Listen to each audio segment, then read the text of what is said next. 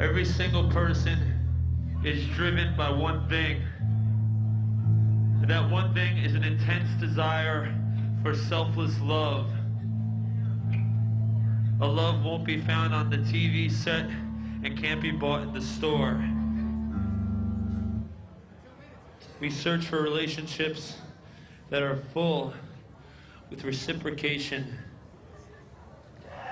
and only a weak person will deny that. These things are temporary. We're not temporary. Sex is suffering!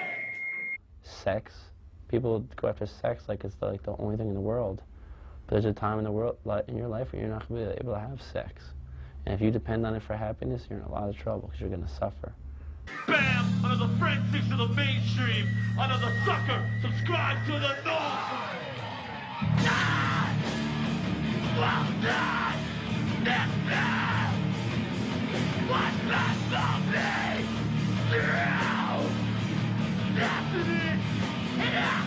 Dreaded to the blood radiant! So I stand in the shelter of the strength of my love! Wasted shelter of the strength of my love!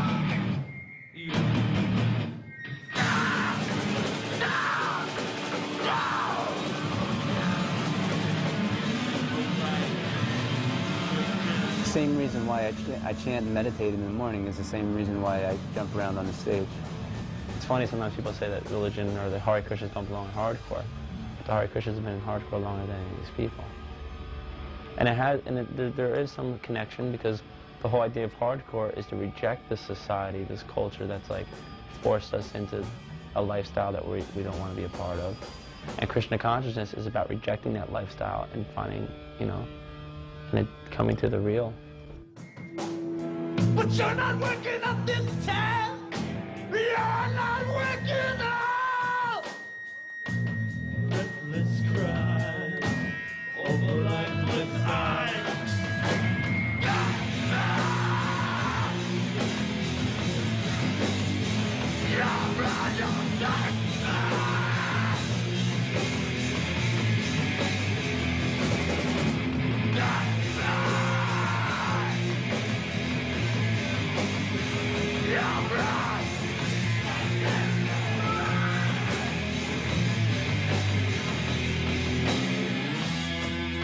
So like a hardcore band appears to be a very material, solid, hard, heavy thing. But if it's contacted with the spirit, then it becomes energized. Like if you plugged it into an electrical outlet, it becomes electrical. So when we plug it into Krishna by using the band as a way to express emotion for Krishna and also to serve him, please him, introduce people to him, then the band also becomes another aspect of meditation or yoga. It becomes an aspect called karma yoga.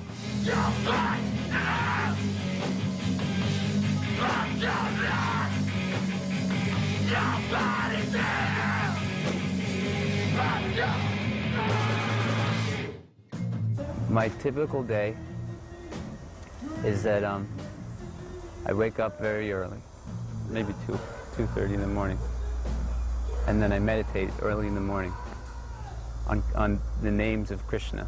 Hare Krishna, Krishna Krishna, Hare Hare. Hare Ram, Ram Ram, Hare Hare. And on these beads, these are meditation beads. And you know, I meditate, I chant one mantra on each bead. There's 108, that's why the band's called 108.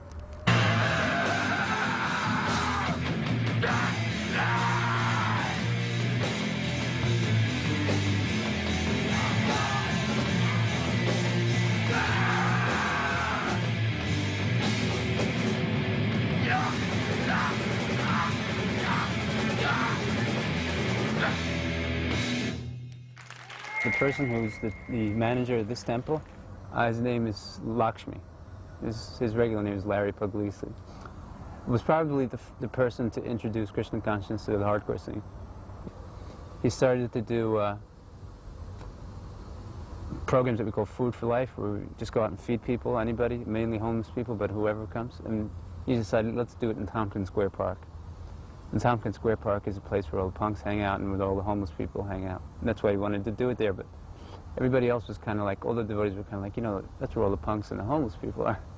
And he's like, yeah, well, that's the idea, you know, let's go there. That's where these people are people who need things. First of all, they need food. Second of all, they need something spiritual to pull themselves out of that Tompkins Square muck, you know. But what he also did was he did concerts. He did punk rock concerts at Tompkins Square Park. He would book like Black Flag, the Chromex, and put them on, and then he would distribute the prasad or the food at the shows there. So that's how he met John Joseph, Harley, and the bands of that era, like Antidote. But actually, it was mainly John Joseph and Harley, and I believe that they had like a kind of a circle of friends too. So it was that era. He would know the year better. I guess it was like '84. It was funny because I was in the military, like I said, you know, and I used to hang out in D.C. and the devotees would be chanting in D.C. and I'd be like, making fun of them and stuff. And 2 years later, I was out there myself doing the same thing. That's Vishnu. He's an expansion of Krishna in the material world for creation. Like, you know, that's what they say. Vishnu creates, Brahma maintains, and Shiva destroys. I've also got Lord Shiva here.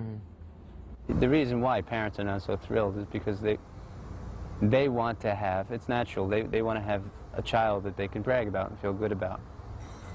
And that you can't brag that your child's a Hare Krishna.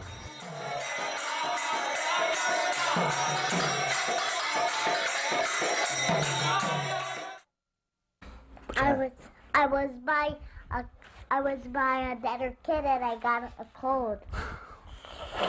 Blow. If you watch the video footage of Mike DeJohn's daughter, he looks like a normal, nice family man. He's an animal. The DeJohn family, they're not like everybody extra Y chromosome or something. They're like Neanderthals. Like, what's up? Daddy, I want to go. I want a cookie. You want a cookie? One plate. You look like such a good family guy.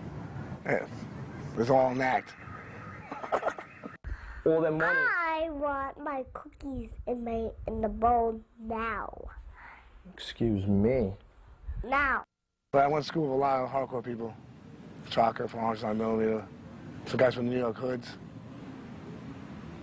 And Mike DeJohn, you went to school with him also? He actually he went to school earlier, like when I was going there. He was already thrown out when I went there. And what you got thrown out for? Punching Mr. Carolowitz in the face. All right. But what was I saying? Don't talk. Well, you can talk. I can talk. I'm just talking to him. I'm not talking to the camera, right? Okay? Talk to the camera. Talk to the camera. All right, I can talk.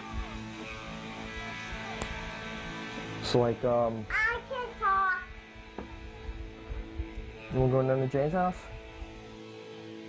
You gonna have kids one day? Hopefully not. Never. I don't think, nah. Why not? Look at how I turned out. You think I want to, nah. Nah, I was joking. I don't know, man. You know, like, you know, whatever. 2.5 years ago, I got stabbed.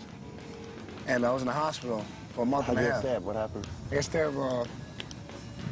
My ex-girlfriend had a car, and I took her car to work. I was working at my boy MQ and 2-Hip construction, and MQ's looking out the window, so she goes, someone's in your car. I'm like, yeah, all right. So we looked, some guys in my car, some crackheads. So I ran out, and I thought it was like a little crackhead guy. So he looked at me, I looked at him. We swung at each other. I hit him, snuffed him. All of a sudden, there's a handle sticking out my ribs. He stabbed me with a screwdriver, so I ran across the street, gave it to the waiter, and he called the cops. I ran, we beat him down. We thought we killed him, so we had to leave. But I got stabbed through my liver and my stomach with a 6-inch flathead. But Mike DeJohn's cool. Like, we got him. He called me up in the hospital. Let's do this. When I got out of the hospital, that was it. Crown Thorn started. When you hear something funny, how I came with that name, people are like, that's a great name. I was one day, I was eating sushi, and there's some fish called thornback. So I wanted to eat something with thorns. So I said, oh, crown of thorns. Yo, like,